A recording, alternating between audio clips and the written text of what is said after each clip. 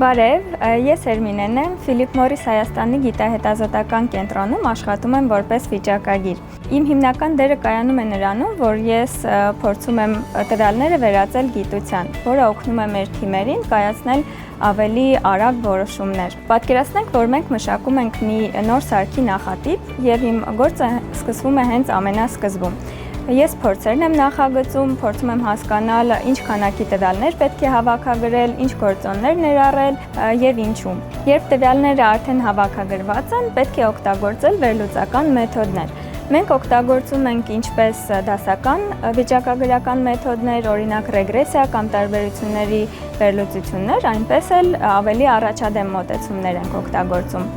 Մեքենայական ուսուցում, պատճառահետևանքային կապերն ենք փորձում հաստատել եւ այլն։ Թիմում մենք մշակել ենք մի գործիք, որը թույլ է տալիս շատ արագ եւ ինտուիտիվ կերպով վերլուծություններ իրականացնել։ Կարող ենք պատկերել մեր տվյալները,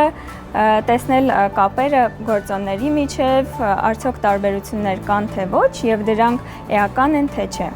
Ինձ համար ոգեշնչող է իմանալ, որ յուրաքանչյուր թվի հետևում կա մի պատմություն, որի մասնիկը նաեւ ես եմ, ով փորձում է տվյալները վերածել գիտելիքի, որը իրական արդյունք է բերում եւ գլոբալ մակարդակով եւ այստեղ Հայաստանում։